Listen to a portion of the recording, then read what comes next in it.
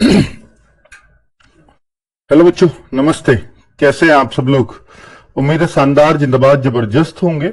और बच्चों, UP police constable की भर्ती है और ये पता है आपको कि इस बार पहले से अगर मैं कंपैरिजन करने लग जाऊंगा तो आधी भर्ती भी नहीं है।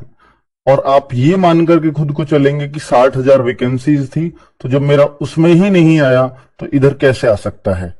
एक तो ये सोचने वाले बच्चे हैं।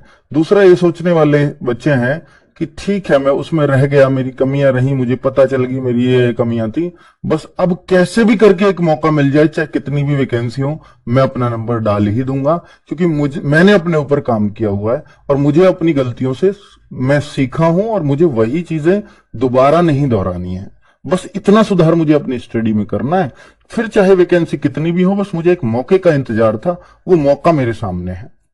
तो अगर इस पॉजिटिव माइंडसेट से आओगे तो शायद आप सिलेक्शन के बहुत नजदीक हो जाओगे। और यही सोचना, देखिए 90% लोग यही सोचते हैं कि 60,000 में नहीं हुआ तो 25,000 में या 26,000 में कैसे।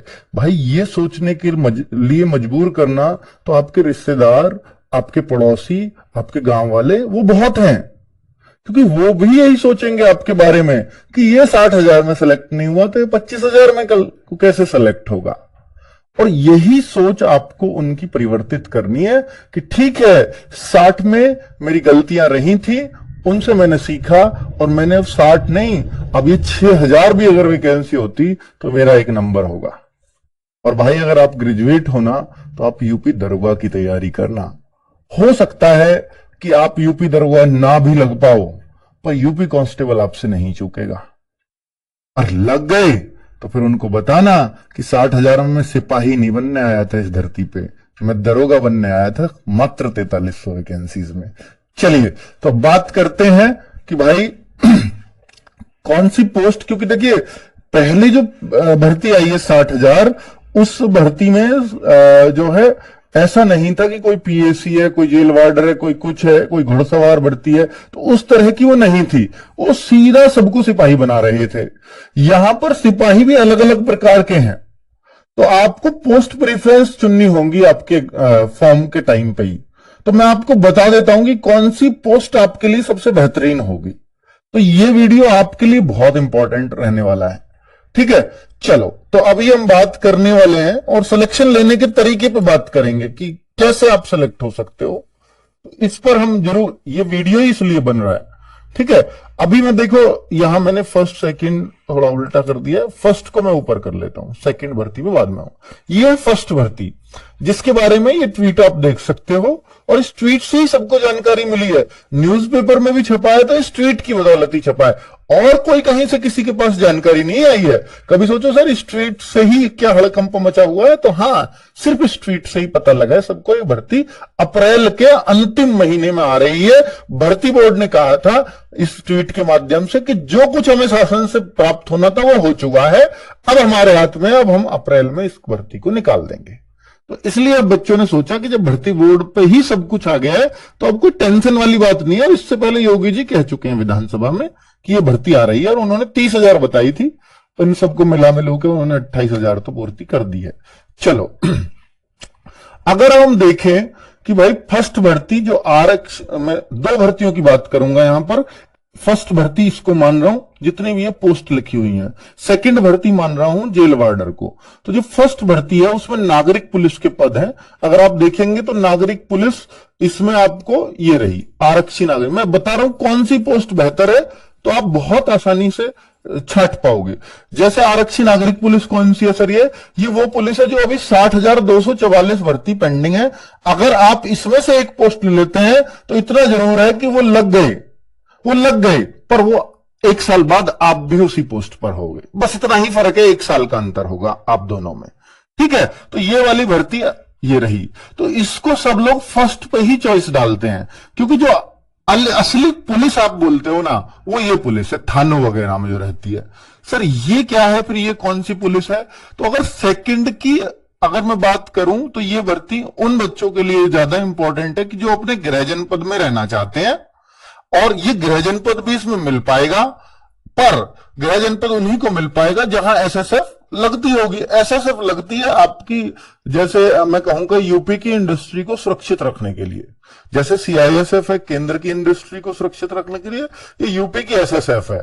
तो जहां इंडस्ट्री जैसे हो गई मेट्रो या और कुछ बड़ा जो सरकार कर रही हो उसके, तो अभी फिलहाल आप मेट्रो के लिए एसएसएफ के बंदे लिए जाते हैं और वो पुलिस से उधारे लेते हैं, और वो कुछ टाइम के कॉन्ट्रैक्ट के लिए है, क्योंकि जब तक एसएसएफ खुद भर्ती नहीं कर रहा है, यूपी के अंदर अलग से भर्ती होकर नहीं आ रहे हैं, तो ये एसएसएफ भर्ती होकर के आ रहे हैं, अब इस साल से भर्ती होने लगेंगे। तो जो आरक्षी वाले उन्होंने मांगे हुए हैं उनको वो वापस कर देंगे तब तक। तो 1341 पद हैं ये, तो ये बढ़िया नौकरी होगी। जैसे ग्रेटर नोएडा में आप इसमें ड्यूटी कर पाओगे, लखनऊ में आप इसमें ड्यूटी कर पाओगे, तो इनमें गिने चुने यूपी के 2-3 शहरों में ही इसमें ड्यूटी रहेगी। घुड़सवार पुलिस, अगर आप पशु प्रेमी हैं, देखिए यहां घुड़सवार पुलिस एक घोड़े पे पुलिस, और ये स्पेशल प्रोग्रामों में ही आपको यूपी की पुलिस घोड़े पे दिखेगी, स्पेशल इवेंट्स में, ठीक है। और आपने देखी भी होगी, आप देख लेना यूपी पुलिस घुड़सवार वाली, तो आपको उस पे गूगल पे फोटोज दिख जाएंगे। तो इसमें ना घोड़ों की जो, एक तो यह है कि घोड़े पे बैठ करके आपको चलना होगा जहां भी स्पेशल इवेंट्स में, दूसरा ये होता है कि इन घोड़े की जो केयर है वो भी आप ही को करनी होगी। तो पशु प्रेमी है आप, तो ये आपको अच्छी पुलिस लगेगी, लेकिन इसमें आराम बहुत है, मैं बता देता हूं, ठीक है। वो आप देखेंगे वही ड्यूटी में, जैसे आप पुलिस कांस्टेबल की हम बात करेंगे तो वो बहुत ज्यादा ड्यूटी देता है, तो इनमें एक फिक्स आवर्स है घुड़सवार पुलिस पे, और ये है भी 71 पद, तो इतने पशु प्रेमी मिल जाएंगे आप में से, ठीक है। तो उनकी केयर, नहलाना धुलाना, उनका चारा वारा, वो सब कुछ आप ही को देखना, आप ही के अंडर वो घोड़ा रहने वाला है।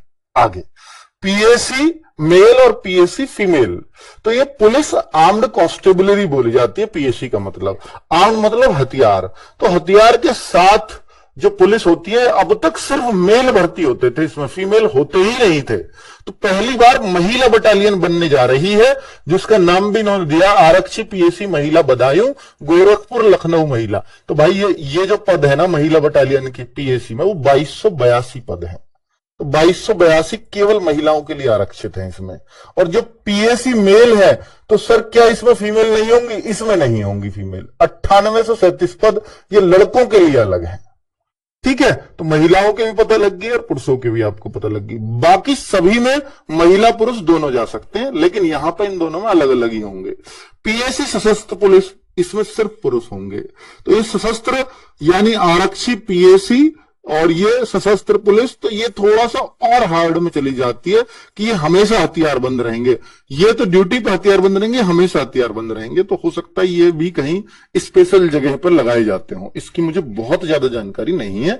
तो इसके भी जो पद हैं वो 2444 है। इनको इससे क्यों अलग किया है वो मुझे समझ नहीं आ रहा, क्योंकि ये भी सशस्त्र पुलिस ही होती है, पर इनको अलग से कर दिया है तो इनका थोड़ा सा रिलीफ होगा, तो ये थोड़ी सी और हार्ड हो सकती है, ठीक है। तो इसलिए मैंने जो क्रम रखा है ना, मैं कैसे कर दिया ये, 1 सेकंड बच्चों, कभी कभी ऐसा भी हो जाता है, इसे दबाओ, अच्छा पीसी ये, ठीक है, आ गया। तो भाई ये जो मैंने क्रम दिया है ना, ये मैंने सबसे मुश्किल, सबसे आसान, जिसको सबसे ज्यादा बच्चे प्रीफर करेंगे, नंबर 1 पे इसको करेंगे, नंबर 2 पे इसको करेंगे, कुछ घुड़सवार वाले भी मिल जाएंगे नंबर 3 पर, कुछ फिर नंबर 4 पर लोग इसको प्रीफर करेंगे, और नंबर 5 पे। तो क्या इतने ऑप्शन आएंगे हमारे पेपर में, मतलब हमारे फॉर्म में, कि ऐसी प्रेफरेंस भरी जाएंगी? जी हां, इसी तरह के आपके ऑप्शंस रहेंगे आपके फॉर्म में। उस टाइम पे बड़े ध्यान से भरना है, फिर ये चेंज नहीं होता, ठीक है। फिर आपको उसी हिसाब से अलॉटमेंट मिल जाती है।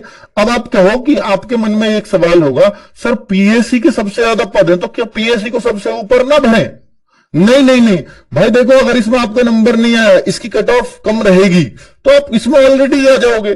सर इसकी सबसे ऊपर गई तो कोई बात नहीं, नीचे इसकी चली जाओ, हमने तब भी ये मिल जानी है। तो जो सबसे ऊपर भरोगे, चाहे उसकी कम कट ऑफ रहे या ज्यादा, अगर आपके ज्यादा नंबर है तो हमेशा वही मिलेगी, ठीक है। तो पोस्ट प्रेफरेंस में मैं एक बार और डिटेल में समझा दूंगा उस समय पर जब ये फॉर्म आएंगे। अप्रैल लास्ट की बात चल रही है, ठीक है। तो ये बातें सब कुछ आपको जान लेना चाहिए पहले से ही। तो भाई ये नीचे को कर देते हैं। आगे है जेल वार्डर की भर्ती। तो देखिए ये उससे अलग पद है। जेल वार्डर 2833 पद हैं। इसमें जेल वार्डर बहुत सारे जो है जेल वार्डर वाले बच्चों से मैं मिला हूं, तो वो लगातार आते रहते हैं वो हमारे ऑफिस मिलने।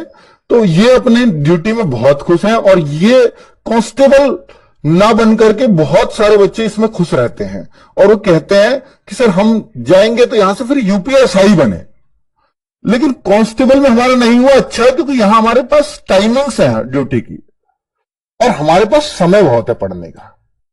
तो जेल वार्डर एक ऐसी भी भर्ती है कि अगर आपको भर्ती लेनी है और मुझे आगे की तैयारी करनी है तो जेल वार्डर एक बेहतरीन मतलब अवसर है, जो सिपाही में आपको नहीं मिलेगा, कि वहां टाइमिंग्स के थोड़े इशू हैं, ड्यूटी आवर्स थोड़े ज्यादा होते हैं।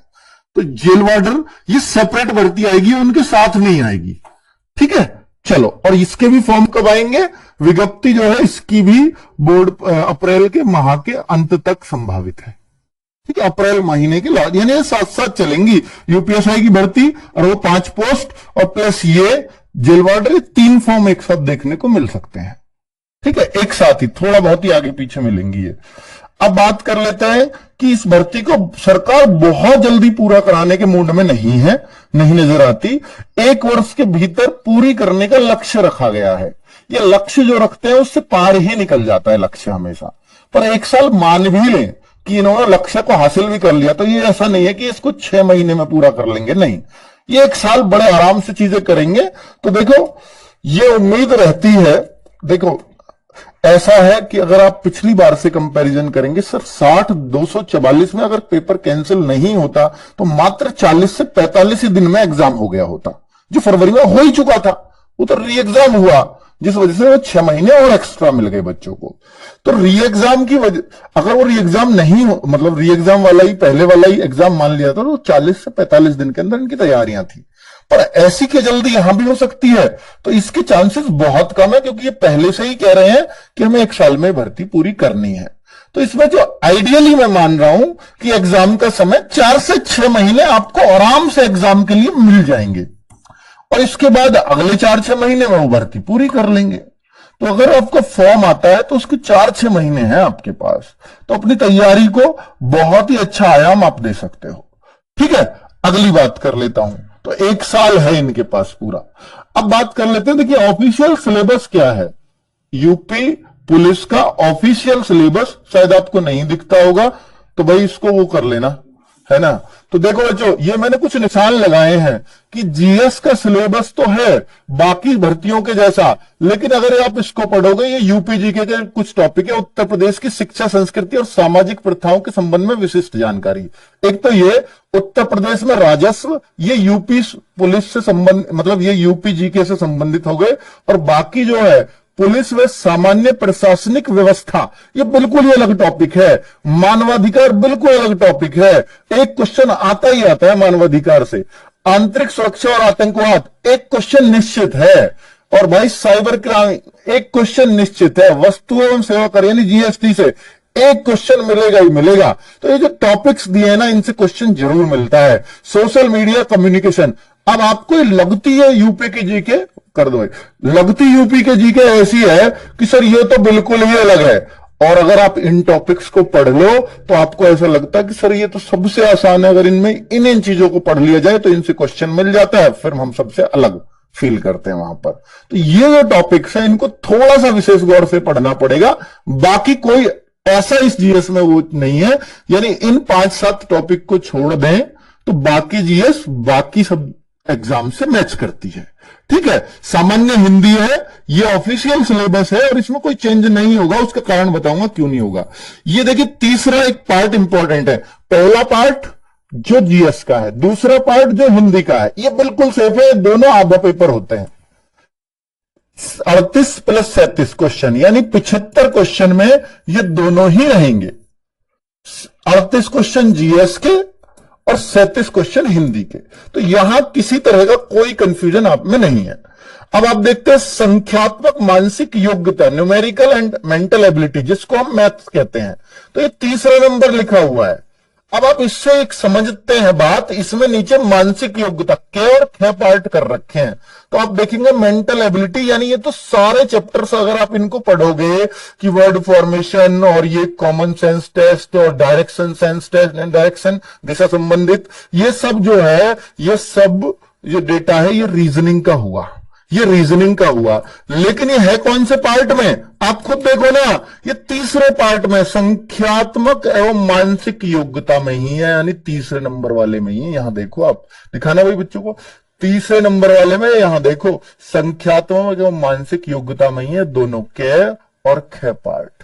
ठीक है, तो अब आप देखो मैथ्स और रीजनिंग इन्होंने पूरे तीसरे पार्ट में दिए। तो जो मैथ्स कम आता है यूपी पुलिस के अंदर, उसका सबसे बड़ा कारण यही है, क्योंकि इनके सिलेबस में ही ऐसा है। तो अगर मैथ्स को ये लिखते हैं, तीसरा पार्ट जो है वो वहां 38 क्वेश्चन पूछे जाएंगे इससे।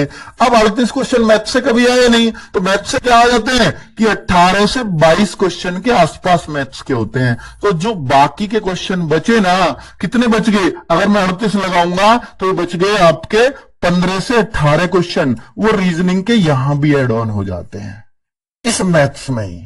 और दूसरा जो चौथा पार्ट है उसमें मानसिक अभिरुचि और रीजनिंग, ये पूरा ये है ही।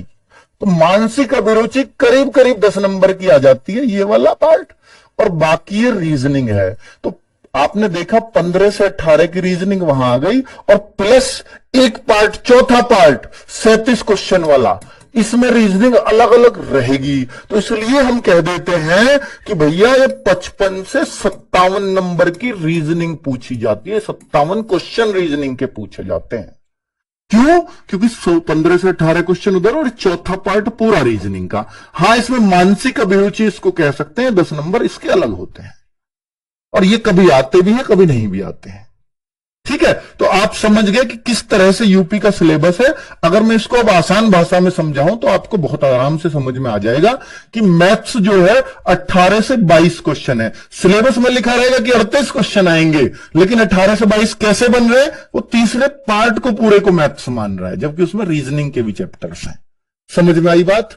ठीक है, रीजनिंग आती है 53 से 57 क्वेश्चन। क्यों आती है, समझ में आया? तो इन दोनों से मिलाकर के 75 क्वेश्चन आएंगे, और इन दोनों से मिलाकर के 75 क्वेश्चन आएंगे। तो यहां जीएस 38 क्वेश्चन और हिंदी 37 क्वेश्चन। अगर ये टोटल मिला दूं तो 150 क्वेश्चन फिक्स होता है, और एक क्वेश्चन 2 नंबर का होता है, यानी 300 मार्क्स। 150 क्वेश्चन और 300 मार्क्स फिक्स है। ये यूपी पुलिस में होने जा रहा है। 1/4 की नेगेटिव मार्किंग होती है। तो यूपी पुलिस का पूरा पैटर्न मैंने आपको समझा दिया है। तो रीजनिंग का रोल क्यों बढ़ जाता है, और देखो GS and special GS, special GS वो स्पेशल टॉपिक्स की वजह से लिखा। रीजनिंग एंड अभिरुचि, अभिरुचि क्या होता है उसके मैं बता रहा हूं कि वो हमें अलग ही पढ़ना पड़ेगा, थोड़ा सा 10-12 क्वेश्चन उसके होते हैं, वो कभी आते हैं। देखिए जो री एग्जाम हुआ उसमें वो नहीं आए, लेकिन जो पहले एग्जाम हुआ था उसमें 13 क्वेश्चन उसके आए थे अभिरुचि के, हर सेट में। ठीक है, तो इसलिए उसको पढ़ना तो पड़ेगा ही। अब मैं कुछ कॉमन डाउट्स आपके लेता हूं, कॉमन डाउट्स जो आपकी और क्लैरिटी ला देंगे, यूपी पुलिस से संबंधित है सारे। क्या परीक्षा में पैटर्न में बदलाव संभव है इस बार? तो भाई देखिए, परीक्षा पैटर्न में जब भी बदलाव कुछ भी करना होगा, चाहे सिलेबस में करें चाहे कुछ भी, तो भाई ये नियमावली चेंज होती है। नियमावली चेंज करती है कैबिनेट, और जब कैबिनेट कोई निर्णय लेती है तो किसी भी तरह की ऐसे ऑफिशियल न्यूज जरूर निकलती है, चाहे वो न्यूज़पेपर के माध्यम से निकले या किसी भी माध्यम से। तो ऐसा कुछ भी नहीं निकला, भर्ती आनी है अप्रैल में। तो उस तरह का अगर कुछ चेंज हुआ होता तो अब तक पता चल गया होता पब्लिक में। तो वो आती है ना, पब्लिक न्यूज आती है वो। पर अगर कैबिनेट कोई डिसीजन लेती तो इस तरह का कोई भी डिसीजन नहीं हुआ है। तो इसलिए इसका जवाब होगा नहीं, कि परीक्षा के पैटर्न में किसी तरह का कोई भी बदलाव संभव ही नहीं है, क्योंकि उस तरह की कोई न्यूज नहीं चल रही है। क्या जेल वार्डर और बाकी सिपाही भर्ती की प्रक्रिया अलग अलग होंगी? हाँ, 2 सिपाही, देखिए बाकी सिपाही मैंने वो 5 पोस्ट ले दी हैं, इसमें 5 तरह की पोस्ट हैं, जिसमें आपको पोस्ट प्रेफरेंस भरवाएगा, और जेल वार्डर अलग चलेगा, और यूपीएसआई अलग चलेगी। ये 3 भर्तियां अलग अलग चलनी है। जेल वार्डर का भी जबकि पैटर्न सेम है, उसको भी इसमें ले देना चाहिए, कायदा तो ये है। पर क्यों पता नहीं उस भर्ती को अलग लेकर के चलते हैं। हो सकता है एक चांस ये भी है कि चूंकि सिलेबस वही, परीक्षा पैटर्न वही, फिजिकल वही, तो फिर यह होना क्यों नहीं चाहिए, इसमें एक प्रेफरेंस इसको भी डाल देना चाहिए। तो ऐसी भी पॉसिबिलिटी है कि यूपीएसआई और ये सब एक साथ डाल दी जाए। लेकिन जो आप देखते हैं ट्वीट आया या भर्ती की जानकारी आई, तो इन तीनों की अलग अलग ही उन्होंने दी है।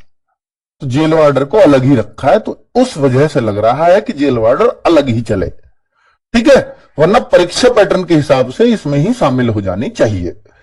चलो आगे बात करते हैं। अब ये पता कैसे चलेगा, ये अप्रैल एंड में जब नोटिफिकेशन आएगा उससे ही क्लैरिटी आएगी। आगे बात कर लेते हैं, एग्जाम के लिए कितना समय मिल पाएगा। एग्जाम के लिए ये बहुत बड़ा क्वेश्चन है बच्चों। मिनिमम कह रहा हूं कि 4 to 6 मंथ्स मिल जाएंगे, 6 से ज्यादा भी मिल सकता है, मोस्ट प्रोबेबली इतने तो मिल ही जाने हैं। 100% कुछ भी नहीं होता, सब कुछ आइडिया होता है, पर जिस तरह से 1 वर्ष में पूरा करने का लक्ष्य है तो इसको 40 दिन में एग्जाम लेकर के कराएंगे क्यों इतनी जल्दी। और अगर 40 दिन में एग्जाम करा भी दिया तो भाई आगे की प्रक्रिया तो फिर तो इनके 5 महीने में 4 महीने में निपटा लेंगे, आगे तो ज्यादा टाइम लगना नहीं। सबसे ज्यादा टाइम एग्जाम में ही लगता है, उसकी जो है फिर कॉपी चेकिंग में लगता है, ठीक है। तो ये आपको क्लैरिटी मैं इसलिए दे पा रहा हूं क्योंकि 1 साल की बात अगर ये 1 साल की नहीं आती, और वहां कारण था कि भाई वहां इलेक्शन था 2024 का, जो इन्होंने 40 क्योंकि उसका आचार संहिता का डर था, फिर इतने बच्चों को इधर उधर नहीं एग्जाम कराया जा सकता, तो वो एक ये रीजन था, ठीक है। परीक्षा ऑफलाइन ही कराई जाएगी ये तय है, क्योंकि अभी कल अगर वो नोटिस नहीं आते, जो 3 अलग अलग भर्तियों के आए हैं जो अब से पहले ऑनलाइन होनी थी, नोटिफिकेशन में लिख के आया कि ऑनलाइन होंगी, लेकिन अभी संशोधन आया है कि उनकी ऑनलाइन नहीं होंगी, वो ऑफलाइन होंगी। तो जो ऑनलाइन वाली तय थी उनको ऑफलाइन की तरफ परिवर्तित कर दिया, तो इसलिए यूपीएसआई पहले ऑनलाइन होती थी वो भी ऑफलाइन ही होगी, और ये तो ऑलरेडी ऑफलाइन है, तो इसको तो परिवर्तन का कोई मतलब नहीं बनता, ठीक है। तो ये ऑफलाइन ही होगी, तो इसमें कोई डाउट नहीं करना है आपको, इसको तो हम 100% कह ही सकते हैं। क्या एज में छूट मिल जाएगी, ये बहुत बड़ा सवाल है बच्चों का। बच्चों अभी एक ट्विटर अभियान, मैंने कल एक वीडियो बनाई थी, जो बच्चे इसके फेवर में हैं और जिनको ये मिलती है, और भाई जो इनको फेवर करना चाहते हो, कल को हो सकता है आप इस स्थिति में खड़े हो, तो हमें वो भी हमारे ही बच्चे, तो हमें उनके साथ भी खड़ा होना है और आपको भी देखना है, ठीक है। तो ये हमने एक ट्विटर अभियान जो सुबह 10 बजे चलाया था, आज से चालू है, और हम लोग भी ट्वीट कर रहे हैं और आप लोग भी ट्वीट करो जो चाहते हैं कि एज में 3 साल की छूट मिले। इस ट्वीट के माध्यम से हम जान पाएंगे कि आप लोग अपने लिए कितने संगठित हैं, और अगर आप ही लोग अपने लिए संगठित नहीं है तो हमारे मांग उठाने का कोई अर्थ नहीं रह जाता। चलिए ठीक है, तो हम लोग भी ट्वीट कर रहे हैं, और मेरा ट्वीट करना उतना इंपॉर्टेंट नहीं है, आप लोगों का ट्वीट करना ज्यादा इंपॉर्टेंट है। और भाई मेरा एक ट्वीट तो मैं कितने कर लूंगा, 100 ट्वीट कर दूंगा अपने हैंडल से, 200 कर दूंगा, 150 कर दूंगा, पर उसका अर्थ क्या है, आप लोग का संख्या बल होगा तो ही ट्वीट वहां तक जाएंगे, ठीक है, वरना 1, 2, 10 ट्वीट, हजारों ट्वीटों को कुछ नहीं मानते, ठीक है, इस तरह की मांगों पे। तो भाई आप लोग अगर इस पर बढ़ चढ़ के हिस्सा लेंगे तो ही ये ऐसे मिशन सफल हो पाते हैं। चलो तो ये मिल पाएगी या नहीं, पर अब अगर मैं देखूं कि भाई सर, मैं ये कह दूं कि भाई पता नहीं 50-50 है, या मैं कहूंगा मिलने के चांसेस ही 40 हैं, पर इसके अलावा आपके पास कुछ है भी तो नहीं। आप जो कुछ कर सकते हो वो तो करिए अपने लिए, मिलेगी या नहीं मिलेगी वो आगे का विषय है, ठीक है। चलो, अपनी एक पोस्ट कैसे सुनिश्चित करें और सेफ स्कोर क्या टारगेट करें, क्योंकि इस बार भर्तियां कम है, तो मैं इस पर कुछ लेकर के आया हूं आपके लिए, आपको गाइड करने के लिए। सिलेक्शन का मंत्र है भाई, एक तो मैं आपको ये बता दूं कि भाई एक पोस्ट अगर आपको अपनी सुनिश्चित करनी है तो निश्चित तौर पर जो कमियां पहले 60,244 में रही थी उन पे काम करना होगा, और वो इस बार कमियां ना रहें, इसके लिए आपको जी जान से जुटना होगा। अब खुद से पूछिए एक बार कि वहां पर मेरी कुछ तो कमी रही होगी, क्योंकि 60,244 में अगर मैं नहीं आया और यूपी के अंदर ही भर्तियां थी, तो ये कुछ ऐसा नहीं हो सकता कि बिना कमी करे आप दिन रात एक कर दिए थे, और भाई दिन रात भी एक किए थे तो हो सकता है 2-3 महीने किए हो, या बीच बीच में कुछ और ऐसे काम आ गए हो जिनसे आपसे डिस्ट्रैक्ट हुए हो, या आपका माइंड नेगेटिविटी पे चला गया हो, या आपने ये सोचा हो कि मैं यहां से पढ़ लूं, वहां से पढ़ लूं, वहां से भी मैंने 10 जगह से चीजें पढ़ी हो, और 10 जगह से पढ़ के मैं कहीं का नहीं रह जाता, ये आपको मानना पड़ेगा। आप एक जगह से पढ़िए, कहीं से भी पढ़िए, 10 जगह पढ़ना, देखिए कोई भी टीचर बोल देगा इस बात को, चाहे आप ऑफलाइन भी पढ़ रहे हैं तो ऑफलाइन भी मन लगा के पढ़िए। फिर आपको ऑनलाइन, फिर आप जाते हैं लाइब्रेरी में, आपको कहता है भाई ऑनलाइन है वो इंडिया का सबसे बढ़िया। भाई अगर आपको ऑफलाइन अपने यहां बहुत बढ़िया चीजें लग रही हैं, बहुत अच्छे से समझ में आ रही है, तो फिर क्यों ऑनलाइन के चक्कर में पढ़ना है? आप ऑफलाइन पढ़िए। ठीक है, मैं आपको यहां गाइड करने आया हूं, मैं ये नहीं कि मेरा फायदा इसमें है तो इसलिए मैं ऑनलाइन के लिए गाइड करूं। अगर आपको ऑफलाइन में सारे सब्जेक्ट्स बहुत बेहतरीन मिल जाते हैं, ये सारे नहीं मिलते, ऑफलाइन में मुझे 2 सब्जेक्ट बहुत बेहतरीन समझ आ रहे हैं और बाकी 2 सब्जेक्ट को मैं ऑनलाइन कर लेता हूं, इस तरह से भी डिसाइड कर सकते हो। ठीक है, वो आपको ही डिसाइड करना है, पर ऐसा नहीं है कि आज हमने ये डिसाइड कर लिया, इससे हमने 15 दिन पढ़ा, फिर मेरा एक दोस्त आया, मैं लाइब्रेरी में गया, उसने मुझसे बोला कि देखो ये टीचर बहुत बढ़िया पढ़ाता, मैंने उसको भी देखा, मुझे उसमें भी मजा आया, और मेरा दोस्त कह रहा है ये बहुत बढ़िया पढ़ाता है, तो मैं इसी से पढ़ने लग के जाता हूं। फिर कोई आया, नहीं भाई इन सबसे बढ़िया टीचर ये है, इसका पढ़ाया हुआ बहुत मिलता है एग्जाम में। फिर तीसरे पे चले गए, फिर हो सकता है उधर आपने कुछ टाइम खराब किया। तो इस तरह की चीजें बहुत है ऑनलाइन में, ये डिस्ट्रैक्ट करती हैं। सिर्फ आपको ये तय कर लेना है मुझे कहां से पढ़ना है, और जब आप ये तय कर लो तो आंख मूंद कर वहां भरोसा करिए और आपका सिलेक्शन वही एक जगह दिला देगी। ठीक है भाई, तो पहला सिलेक्शन मंत्र तो ये है आप सबको कि ऑनलाइन ऑफलाइन कोई बहुत बड़ा फर्क नहीं है, लेकिन मैं इतना जरूर कहूंगा कि ऑफलाइन में जो आपके आसपास सेंटर्स हैं अगर वो चलते हैं तो वहां इतना जरूर होता है, कुछ सब्जेक्ट्स बहुत अच्छे हैं, कुछ सब्जेक्ट उतने अच्छे नहीं हैं, ये आपको पहचानना ही पड़ेगा। तो अगर आप ऑफलाइन ही पढ़ना चाहते हैं तो पढ़िए ऑफलाइन, लेकिन आपको यह तय करना होगा कि ये 2 सब्जेक्ट मुझे यहां से पढ़ने, ये 2 मैं वहां से पढ़ लेता हूं, ऑनलाइन तय कर लेता हूं, ये डिसाइड कर लीजिए बस। ठीक है, बाकी ऑनलाइन में मैं आपको इतना विश्वास दिलाता हूं कि RWA का 60,244 बच्चों के, मैं ये नहीं कहता कि 100% वो हर चीज हमसे पढ़े, पर उनमें से शायद ही कोई बच्चा ऐसा बचा हो जिसकी सफलता में RWA का कुछ ना कुछ योगदान ना हो, चाहे थोड़ा हो, किसी की में बहुत ज्यादा हो, किसी की में सब कुछ हो, पर उन सबकी सफलता में कुछ ना कुछ योगदान RWA का, चाहे वो मॉक टेस्ट से हो, चाहे वो प्रैक्टिस सेट से हो, चाहे वो बैच से हो या बुक से हो, इन सब में से किसी ना किसी चीज में RWA का योगदान उनकी सफलता में रहा है। ठीक है, चलिए, तो मैं ये इतना विश्वास दिलाता हूं कि मेरे भाई अगर आपने यहां विश्वास कर लिया तो आपका विश्वास कभी टूटने नहीं दूंगा, ये मेरी जिम्मेदारी है। ठीक है, चलो, तो ऑनलाइन में आप चाहे एक सब्जेक्ट यहां से पढ़ें, चाहे आप सब कुछ यहां से पढ़ें, आपको कभी पछतावा नहीं होगा कि मैंने ये चैनल क्यों चुना था। और यही सबसे बड़ी बात होती है किसी भी टीचर की। आज जो मैं आपको देने का वादा करूंगा कि ये आपको दूंगा, उससे ज्यादा मैं आपके लिए कोशिश करूंगा, और ये मैं साबित कर चुका हूं, हर बार करता हूं कि भाई मैंने कभी नहीं कहा था कि मैं मेडिकल में भी आपका कराऊंगा, लेकिन मैंने मेडिकल कराए थे। मैंने नहीं कहा था कि मैं फिजिकल की तैयारी भी आपकी कराऊंगा या RFID से फिजिकल लूंगा आपका, पर मैंने कराया, ये सब कुछ कराया, क्योंकि मेरा उद्देश्य था, इस चैनल का नाम है रोजगार विद अंकित, और सोच भी यही थी कि जब तक बच्चों के पास रोजगार ना हो तब तक मैं उनके साथ रहूंगा। ठीक है, तो रोजगार तभी होगा जब आप मेडिकल में पास होंगे और फिजिकल में पास होंगे, केवल एग्जाम नहीं। यही वजह है कि हम लास्ट तक आपके साथ रहते हैं। ठीक है, बैच या फीस, बैच या फ्री क्लासेस, बैच या फ्री क्लासेस किससे पढ़े?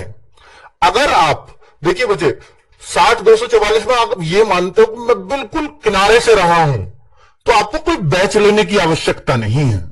आप किनारे से रहे हैं, फाइनल मेरिट में रहे हैं, तो इसका मतलब आपने कुछ ना कुछ, कोई ना कोई बैच कहीं ना कहीं से जरूर पढ़ा हुआ होगा, और नहीं पढ़ा हुआ तो एक बार सिस्टमेटिक आपको पढ़ के जरूर देखना चाहिए, अद्भुत सुधार होगा आपके अंदर। बैच होता है सिस्टमेटिक। ठीक है, और अगर आप पढ़ चुके हो तो फ्री क्लासेज से आप पढ़िए, वो आपके लिए सफिशिएंट रहेगा। फ्री क्लासेस कहां मिलेंगी? ऑलरेडी यूट्यूब पे बहुत है RWA की, और आगे फ्यूचर में हम प्रैक्टिस सेट्स भी चलाएंगे, उनसे आप जुड़ जाइएगा। ठीक है, बैच वो लोग जरूर प्रीफर करें कि जो एक बार, क्योंकि हमारे पास अब समय बहुत है, निश्चित तौर पे 4 से 6 महीने एक बहुत अच्छा समय है, तो अब हम आपको शुरुआत से तैयार कर सकते हैं। और आप ये मानते हो कि सर मेरा स्कोर बार बार यही क्यों अटक जाता है, मेरा स्कोर क्यों नहीं बढ़ता, इसका मतलब आपने बैच को ढंग से नहीं पढ़ा। एक बार नहीं पढ़ा है तो फिर पढ़ लीजिए एक बार ढंग से, ये मेरी रिक्वेस्ट है। मान लो मैं आपसे इससे 500-700 रुपए लूंगा, पर वो आपके सिलेक्शन के आगे कुछ भी नहीं है। ये मैं आपको अपनी, हो सकता है भाई लाइट की जो फीस है उसमें ही पढ़ा रहा हूं। एक बच्चा आया कल, मुझे उससे भी आया कि सर मेरे गांव में आपसे, मेरे गांव के आसपास 100-150 बच्चे पढ़ते हैं और वो कहते हैं तो लाइट के, अपने लाइट के बिल के बराबर ही फीस लेते हैं हमसे। तो इस तरह से, तो इसलिए वो लाइट वाला डायलॉग याद आ गया। बस आगे बात कर लेता हूं बुक्स। बुक्स की बात, तो भाई पिछली बार रोजगार विद अंकित की बुक्स बहुत बच्चों ने पढ़ी, बहुत बच्चों ने सराही। तो हमने चारों की अलग अलग बुक्स तैयार की थी, मैथ की अलग, रीजनिंग की अलग, अभिरुचि की अलग, वो सब कुछ हमने तैयार किया था। तो मेरे भाई अभिरुचि तो री एग्जाम के बाद आई नहीं, जो री एग्जाम हुआ पहले वाले में बहुत आई थी। तो इसलिए मैं ये तो नहीं कहूंगा कि भाई आप उसके ऊपर बहुत ज्यादा समय दीजिए, पर थोड़ा सा समय देना पड़ेगा, उसको हम पढ़ाएंगे आपको। ऑनलाइन में हर एक पॉइंट, हर एक चीज, सिलेबस का हर एक पॉइंट टू पॉइंट कवर किया जाएगा, इसकी आप चिंता ना करें। बुक्स अगर हम मैं बोलूं कि अप्रैल लास्ट नहीं, मई में यूपी पुलिस के लिए स्पेशल ये मैं लॉन्च कर दूंगा अलग अलग सब्जेक्ट की, क्योंकि मैं उन्हीं बुक को लॉन्च नहीं कर सकता, उनमें सब कुछ शामिल करते हुए और क्या चीज उसमें एड ऑन होनी चाहिए और क्या नहीं, चाहे वो मैथ की हो, रीजनिंग की हो, अभिरुचि की हो, तो वो सारी बुक्स आपको देखने को मिल जाएंगी। ठीक है, उन पे काम शुरू हो गया है। बात करता हूं मॉक टेस्ट की। पुरानी बुक्स नहीं दे सकता मैं आपको, पुरानी बुक्स अगर किसी के पास है तो नहीं मत लेना, फिर वो काफी है। जो प्रीवियस ईयर आए हैं उनको हम वैसे ही करा देंगे बोर्ड पर, पुरानी से पढ़िए, काफी है। मॉक टेस्ट ये आपको फ्री मिलेंगे हर संडे, हर संडे। तो ये वो बच्चे देना शुरू कर दें जो फाइनल मेरिट से रहे हैं, और जो फाइनल तक भी नहीं पहुंच पाए तो उनकी पढ़ाई में बहुत कमियां हैं। तो भाई वो एक बार चाहे बैच से पढ़ें, चाहे यूट्यूब से फ्री ऑफ कॉस्ट पढ़ें, पर अपना सिलेबस दोबारा से कंप्लीट करें, ये मेरी आपको सलाह है। ये कब से देना चाहिए? अगर आप बैच से पढ़ रहे हैं तो भाई आपको मैं कहूंगा कि आधा सिलेबस यानी 2 मंथ बाद आपको मॉक टेस्ट शुरू करने चाहिए, अगर आप बैच से पढ़ रहे हैं तो। और अगर आप ये मानते हैं कि नहीं सर मेरा सिलेबस कंप्लीट है, मैं फाइनल मेरिट से रहा हूं, तो हर संडे मॉक टेस्ट दीजिए। और मॉक टेस्ट के एनालिसिस पे समय लगाइए। कैसे? कि भाई जब आपके मॉक टेस्ट में कम नंबर आते हैं तो फिर उसका एक सॉल्यूशन खुलता है कि आपके कौन कौन से प्रश्न गलत हुए हैं, उनके सॉल्यूशन क्या क्या हैं, उनको जरूर देखिएगा। और ये कॉपी बना लीजिए शुरुआत में ही कि भाई पहले से एक रफ कॉपी बिल्कुल तैयार रखिए कि किस चैप्टर से मेरे इस मॉक में गलत हुए, मैथ में कौन कौन से चैप्टर से गलत हुए, रीजनिंग में कौन कौन से। फिर देखिए कि जो मैथ्स में जिन चैप्टरों से गलत हुए हैं, क्या वो चैप्टर मेरे वाकई में वीक हैं, क्या उन पर मुझे काम करने की जरूरत है, तो फिर उन पर काम करिए, एक एक करके काम करिए। यह नहीं है कि सारे पे आज ही काम करना है, तो फिर कुछ नहीं हो पाएगा। ठीक है, तो ये मेरी आपको सलाह है कि एनालिसिस से बहुत बच्चे पार उतर जाते हैं। पार उतरना मतलब सिलेक्ट हो जाते हैं अगर अपने मॉक का सही से एनालिसिस कर लिया जाए। 2 से 3 घंटे, जब आपका 2 घंटे का मॉक है ना, तो 2 घंटे उसके एनालिसिस पे जरूर लगाओ। कहां कमियां रह गई हैं, इनको कैसे सुधारूंगा, अब मैं इस चैप्टर का सवाल आगे कभी गलत नहीं होने दूंगा। एक चैप्टर के पीछे पड़ जाइए। ठीक है, चलो प्रैक्टिस सेट्स ये बाद में चलेंगे पर बाद में, बैच के बाद। अब मैं आपको बैच के बारे में बता देता हूं हिस्ट्री। तो भाई बैच का नाम है दीवानजी बैच, जो हम 1 अप्रैल से रोजगार विद अंकित एप्लीकेशन पर आपको दिखेगा। इस बैच में वही टीम है जो आप चाहते हैं। ठीक है, RWA की जो सबसे प्रीमियम टीम है, सबसे कोर टीम है, वही आपको यहां देखने को मिलेगी, जिससे बच्चा ये चाहता है कि मुझे ये टीचर चाहिए, मुझे वो टीचर चाहिए। भाई वो सारी संभावनाएं जहां खत्म हो जाती हैं, वही टीम है। आप देखिए मैथ्स आपको दीपक भाटी सर पढ़ा रहे होंगे, लेकिन उससे पहले कहूंगा कि हर बच्चे को दर्शन सीरीज जरूर करनी चाहिए। ये दर्शन सीरीज कब से शुरू हो रही है? 31 से, यानी कल से। दीपक सर इसको शुरू कर रहे, कल नहीं है, 31 परसों है। ठीक है, परसों से शुरू हो रही है दीपक भाटी सर से। ये आपको पूरा मैथ्स का आइडिया दे देंगे। तो 2018 में मैथ्स आया, 2000 जो है 22 इसमें अभी पेपर हुआ है री एग्जाम, और उससे पहले जो कैंसिल हुआ, उन दोनों में जो पेपर आए, कहां कहां से कितने प्रश्न पूछे गए। ये तो स्ट्रेटजी सबकी, एक तो स्ट्रेटजी भी आएगी कि कैसे पढ़ना है रीजनिंग को, कैसे पढ़ना है मैथ्स को। दर्शन सीरीज स्ट्रेटजी नहीं है, दर्शन सीरीज ये दिखाने के लिए है कि मैथ्स में अगर ये परसेंटेज से क्वेश्चन पूछता है तो कितने आसान पूछता है, कितने मुश्किल पूछता है। तो आपको दर्शन करा देगी पूरे एग्जाम की, और एक सेट की नहीं, हर सेट के दर्शन करा देगी। मात्र 3 घंटे की क्लास होगी, तो आपको इसके बाद प्रीवियस ईयर को खंगालने की जरूरत नहीं है। यह दर्शन सीरीज देख लेना जब भी आपका प्रीवियस ईयर देखने को मन करे। ठीक है, तो ये बहुत काम की होने वाली है हर बच्चे के। केवल मंडे में होगी मैथ्स, एक क्लास लेंगे 3 घंटे की संदीप सर इसमें रीजनिंग में, यही आपको पढ़ाने वाले हैं। ठीक है, बैच में भी हिंदी ममतेज सर लेंगे 2 तारीख को शाम को 4 बजे, सबका टाइम शाम का 4 बजे का ही है। हिस्ट्री पारुल मैम लेंगी बृहस्पतिवार को, उनका आप देखिएगा एनालिसिस, कहां कहां से हिस्ट्री के क्वेश्चन कैसे कैसे बनते हैं, किन किन टॉपिक से बनते हैं, वो सब कुछ इसमें बता रही होंगी। ठीक है, ज्योग्राफी आरओसी मैम ले रही होंगी शाम को 4 बजे, और ये वही टीम है जिसने खाकी बैच में पढ़ाया था। भाई सबको बहुत अच्छा एक्सपीरियंस है, पेपर के हिसाब से और वो बेहतर होते जाते हैं। तो पॉलिटी 4 PM, यूपीजी के 10 AM किसपाल सर सुबह ले रहे होंगे, कब 6 तारीख को, और 6 तारीख को इकोनॉमिक्स शाम को 4 बजे, और 6 तारीख को ही शाम को 8 बजे आपका संडे को ही साइंस का पता चल जाएगा। और 7 तारीख से बैच की क्लासेस स्टार्ट हो जाएंगी, दीवानजी बैच की। यानी इस बैच की क्लासेस 7 तारीख से स्टार्ट है, 1 अप्रैल से इसे परचेज कर सकते हो आप। तो वो मैं बता दूंगा भाई कितने रुपए का है, कैसे, वो आप सब लोग जानते हैं, और RW की फीस क्या होती है। चलो बच्चों, तो ये जानकारी मुझे आप तक पहुंचानी थी। दर्शन सीरीज से जरूर जुड़िएगा, ये मेरी आपसे को निवेदन भी है और सलाह भी है। चलो, थैंक यू वेरी मच, नमस्ते।